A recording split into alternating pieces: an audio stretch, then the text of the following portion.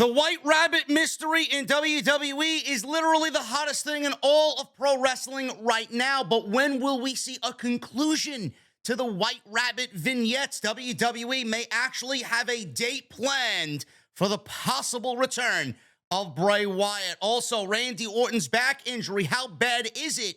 Some say in WWE it is very, very worrisome as it pertains to Randy Orton's career in WWE. AEW has a major interest in a big-name free agent, and Bandito offered an AEW contract after his thrilling performance on Wednesday's Dynamite against Chris Jericho. All this plus so much more right here on Off the Script. Why has Triple H been so successful? Why is Triple H running WWE better than Vince McMahon and Bruce Pritchard on Monday and Friday night? Long-term booking.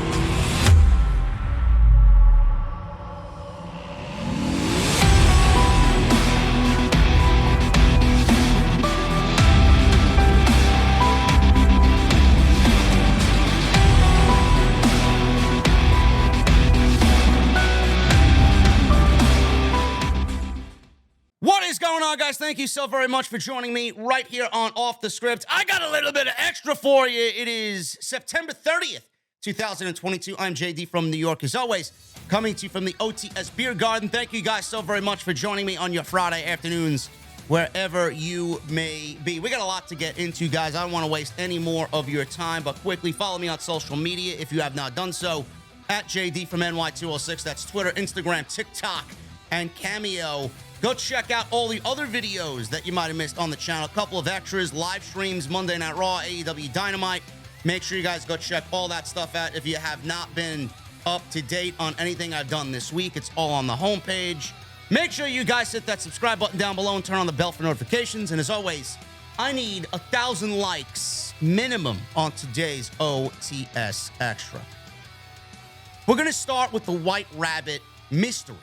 We may have a final conclusion and a date for the reveal of what potentially could be Bray Wyatt back in WWE.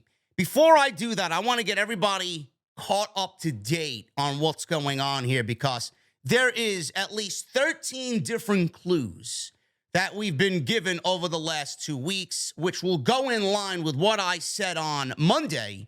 WWE cannot drag this out for so long and think that people are going to remain interested. People are already getting antsy about a debut or return of Bray Wyatt, or maybe a debut of a new faction. Who the fuck knows what this is going to be? The return of Bray Wyatt. They cannot wait too long. With all these QR codes going viral, people are going to want a payoff. You can't drag this out too long. So let's start at the top quickly before we get into what the report was yesterday.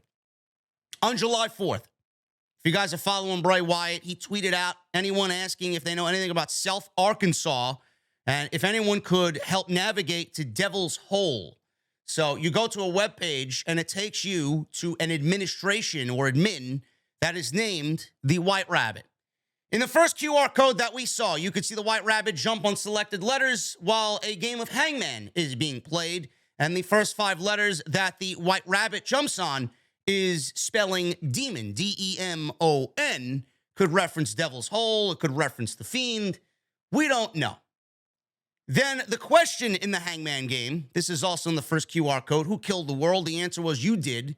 In July 15th or July 15th interview uploaded to WWE's YouTube page, Michael Cole was interviewing Bray Wyatt. In that interview, Bray said, I did not make the world the way it is. You did. So that goes in line with the first QR code Hangman game. The font style with the answer to the question, who killed the world? You did. The same font style was used on Bray Wyatt merchandise on WWE Shop. The White Rabbit being played in front of live audiences by Jefferson Airplane. It plays, the arena goes dark with red lighting, and you see people break out their phones signifying fireflies, all having to do with Bray Wyatt references. In Bray's Twitter bio, it says, he who opens the door below, matching the rabbit hole that leads down below. Bray's Instagram picture has a same checkered pattern as the video from the QR codes. and is upside down, and it's kind of mirroring that Alice in Wonderland vibe. So Alice in Wonderland is definitely a great reference for Bray Wyatt, as I will make mention in just a little bit.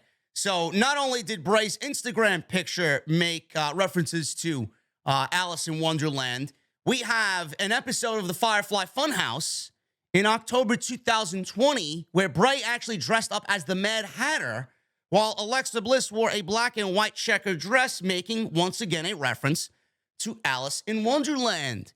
In a poster or several posters for the Extreme Rules pay-per-view, WWE has put up match graphics. Some of them have it, some of them don't. You see lanterns in some of them. You see fireflies in some of them in the background. I didn't know what to make of this. I thought this was actually WWE using recycled assets from the Extreme Rules horror show pay-per-view that they did a couple years ago. That wasn't the case, and these are all new assets, and WWE's putting these little, I guess, hidden messages in the graphics for the Extreme Rules pay-per-view coming up on Saturday. So, in the other QR code that we also saw, the last one that we saw, a white rabbit hops through a door. This was on Monday. Hopping through a door, the word patricide appears. No, not Monday. It was Friday. I'm sorry. Patricide appears, and the word patricide means killing of one's father. Now, Bray has actually mentioned killing his father on a promo back in FCW. This had to be about 10 years ago, over 10 years ago, where he talks about his daddy on a shrimp boat. The shrimp boat went down in flames, and he was on it. And patricide, he doesn't use the word, but he uses the meaning of the word, which then showed up in this QR code. Patricide means the killing of one's father. In the QR code of Raw on September 26th, this is this week, it starts in the same way Bray's WrestleMania match started with John Cena for the Firefly Funhouse match. I don't know how many of you guys picked up on that. The same QR code from Raw this Monday shows the zip code, the number, 40701. This is the zip code for Corbin, Kentucky. People are online on Monday saying, oh, Baron Corbin has something to do with the Wyatt Six or Bray Wyatt's return to WWE. Not only did Karrion Kross get mentioned in all this, Karrion Kross was the White Rabbit in Lucha Underground. He may still be involved in this. I said maybe Kross and Dexter Lumis are involved. People were like, oh, Corbin's involved. No, Corbin's not involved. I don't know why anybody would think Baron Corbin's going to be involved with Bray Wyatt. So not only did that happen and people started mentioning Baron Corbin, they started mentioning the return of Malachi or Aleister Black to WWE, because if you go to the website that played this QR code and the WWE website that it took you to, you download the source files or the source code for the website, and it's got Malachi or Aleister Black's lyrics, his WWE theme song lyrics in the source code for the website. People are like, well, what if Malachi is coming back to the WWE? No. This has nothing to do with Aleister Black returning to the WWE, as he's still contracted under AEW. This is just Triple H and management and people having fun with the news and rumors that he's on his way back to the WWE. Don't listen to any of that shit. He's not on his way back. It has nothing to do with Black. It has nothing to do with Baron Corbin. When you Google this zip code, 40701, it shows the hotels near there, which is the Baymont by Wyndham. Wyndham spelled Wyndham. Obviously, we know Wyndham Rotunda, Bray Wyatt. So it's spelled differently, but it's pronounced the same. Also, Corbin, Kentucky was also the location in January 2020 where Bray Wyatt beat The Miz to defend the WWE Universal Championship. And in a very slick and sly clue, there's a YouTube account on the platform called White Rabbit Records. It's 15 years old. On the account, it has the music video of the White Rabbit, which was uploaded 15 years ago. And this week, a second video was posted to the account with the number 04062, which is the zip code for Wyndham, Maryland, I believe. Wyndham is the real name of Bray Wyatt. And that Wyndham was spelled Windham. So these are all the clues that I have taken, the Bray Wyatt White Rabbit clues that I've taken all throughout the last 2 weeks, leading to the news that we got today. And we got the White Rabbit being wrapped up, potentially, the conclusion to this mystery at Extreme Rules. Fightful Select reports that the belief within the WWE is that the White Rabbit is for Bray Wyatt. Some people don't know what's going on, genuinely don't know what's going on. They think that it's for Bray Wyatt. Management obviously is in the know with what's going on. Fightful Select reports that the White Rabbit is for Bray Wyatt. Belief is that it is for Wyatt. Also, the reveal is supposed to happen at next Saturday's Extreme Rules pay-per-view. Sapp says, and I quote, those in the know claimed that the WWE Extreme Rules pay-per-view was supposed to be the reveal of the White Rabbit. We were not told if the person portraying would be there physically or not. Fans have noticed hints by WWE about Wyatt popping up at Extreme Rules. As, like I said, some of the match graphics have lanterns and fireflies hanging about in the backgrounds of these certain graphics for certain matches at the pay-per-view. And I just went over all the clues that I've documented throughout the last 2 weeks of WWE television. Good. I'm glad that we may be getting this at Extreme Rules. Two things to take into account. Number one, WWE cannot wait too long for these reveals. These QR codes, it's fun. But everything has an expiration date. You can't continue to go out there and do this shit for like 6 weeks, 7 weeks, 8 weeks, and then expect people to have the same amount of interest now, then. You can't do that. You can't do that. You got to strike while the iron is hot. I would say we got one more week. I would say we got 13, 14 different fucking clues over 2 weeks. How many different clues do you need? I mean, Jesus fucking Christ, man. We're not solving the murder mystery of the goddamn century. It's fucking Bray Wyatt possibly returning to the WWE. Let it run through this week. Let's see some more on Friday, right? Let's see some more on Monday. We got 3 more shows. That is more than enough to fill your need of clues before next Saturday's Extreme Rules pay-per-view. They cannot wait too long. The second thing is, if you look at this card, which right now is stacked, this probably will be the best Extreme Rules pay-per-view that WWE's ever put on. If you look at the show, there is not one match that you could point to as, yeah, that's the main event. Normally, it's Roman Reigns, right? There's not one match on this show that points to being a main event. Seth Rollins and Matt Riddle in a fight pit match could be the main event, depending on how WWE sets up and breaks down that structure. I don't know what it's going to entail. I don't know if it's something that they could put in the middle of the show and then break down during the show, or if it's something they need to put on in the main event because it's going to be too detailed to break it down during the show. I don't know. That could be a main event. Karrion Kross and Drew McIntyre, which would be kind of interesting, seeing that a lot of people are kind of correlating Kross being involved with Bray Wyatt. If he's in the main event, that's where we may see Bray Wyatt or see a conclusion to the White Rabbit. Kross and McIntyre in a strap match. I don't know. So one of those 2 matches will be the main event. There is no United States title main event. No United States title on the line. Intercontinental Champion Gunther is going to be in a Donnybrook match with the Brawling Brutes. Imperium versus Brawling Brutes. That was just announced. So he's not defending the title at the show. Roman Reigns is not even going to be there. The Usos aren't defending the tag team championships. There is no solid go-to, that's the main event match on this show. So WWE would probably do the right thing, and it would be in their best interests to get this reveal at the Extreme Rules and build upon that going into Crown Jewel, going into Survivor Series. I honestly hope to see this. I really do. They cannot wait too long. But Extreme Rules is now the targeted date for the conclusion of the White Rabbit. Let me know what you guys think about all of this down below in the comment section. It is very exciting to see. I'm a big fan of Wyndham. I think his creativity is going to be a big-time get for WWE, and I certainly hope that we get a different Bray Wyatt, a differently, creatively just pushed Bray Wyatt on WWE TV in the Triple H administration. I do think that Triple H is going to do right by Wyndham if this is his second time back in the company. There is a lot of speculation right now on Randy Orton, a lot of concern internally about the severity of Randy Orton's back injury. His last match happened on May 20th. This was a Friday night SmackDown where RK Bro dropped the Raw Tag Team titles to the Usos in a unification match. Post-match, Orton was laid out by the Bloodline to write him off of television. It was later reported that Orton was dealing with a serious back injury and that WWE feared this would cause him to undergo surgery and likely be out of action for the rest of the year. In the latest edition of the Wrestling Observer newsletter, Dave Meltzer reported that there is a lot of concern regarding Orton's back and its severity. Now, that's all he said. He didn't really elaborate on anything. He just gave that quote on the Observer newsletter. It's unclear what the exact injury is and whether Orton has undergone surgery. Nobody knows. He's been with the company since 2001.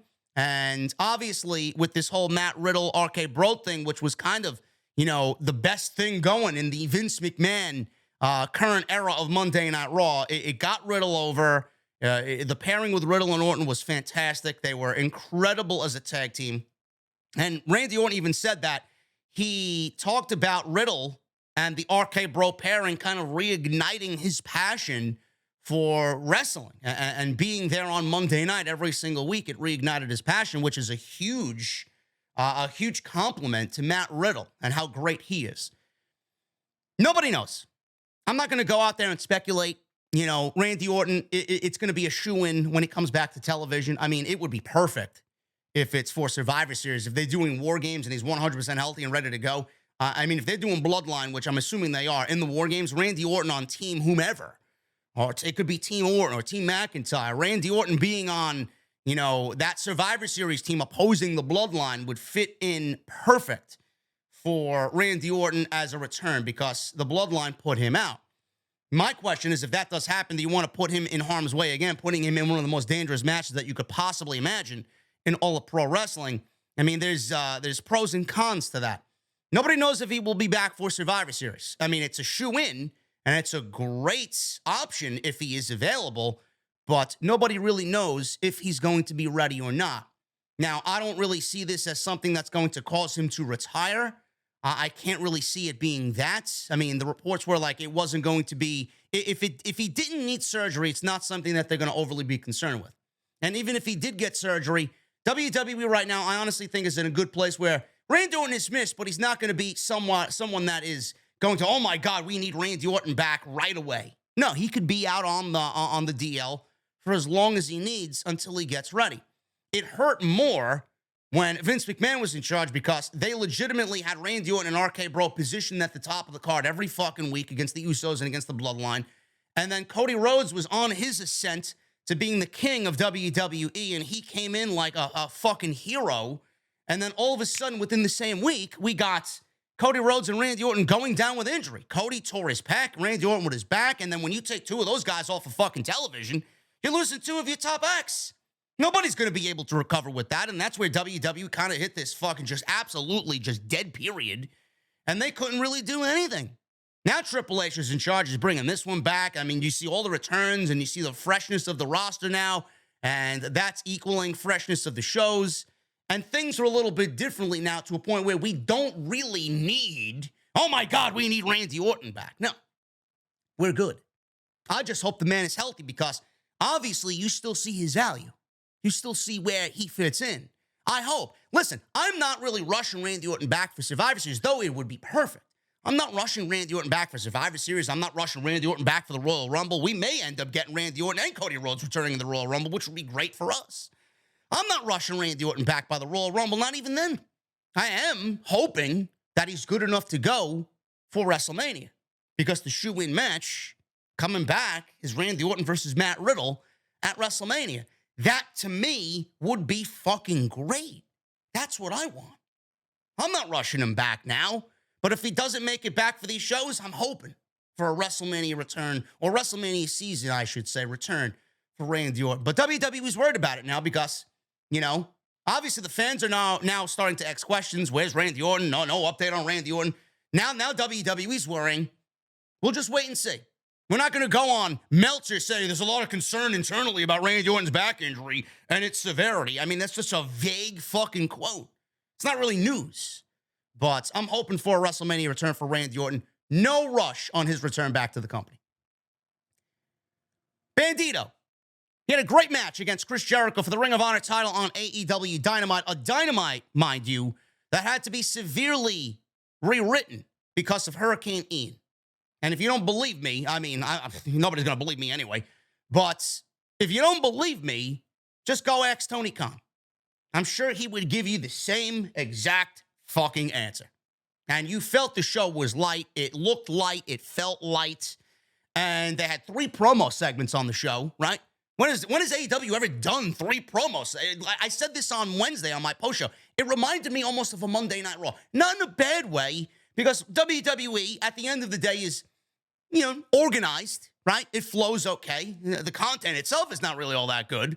Now it's been a little bit better, but it reminded me of a WWE structured show in the best way for me to put it. And that's a good thing.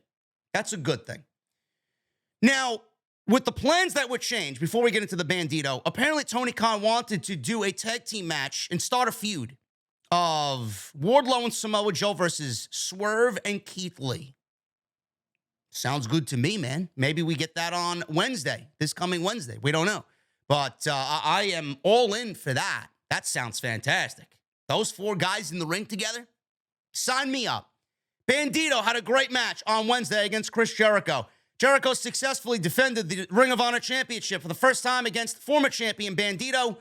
Very impressive performance by Bandito. Jericho was great. Match was praised online by fans. Great. In the latest edition of the Wrestling Observer newsletter, Dave Meltzer reported that Bandito was offered a full-time contract immediately after the match by AEW President Tony Khan. It is still unclear whether he intends to sign the agreement.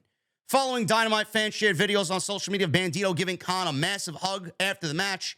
Khan excitedly praised Bandito on the microphone as well after the show was over. Bandito is a great in-ring talent, very, very underrated by most. A lot of people don't look at him and see much of anything else. I think he's unique in mask and very unique in in-ring style. He mixes the lucha, but he doesn't really overdo it, is the biggest takeaway from me in regards to Bandito. He is great, and I honestly think he would be somebody that I would gladly bring in to AEW. I think that would be a great move. Seriously. All-Atlantic Championship. You got Bandito on the roster now to add to that impressive All-Atlantic Championship title contendership.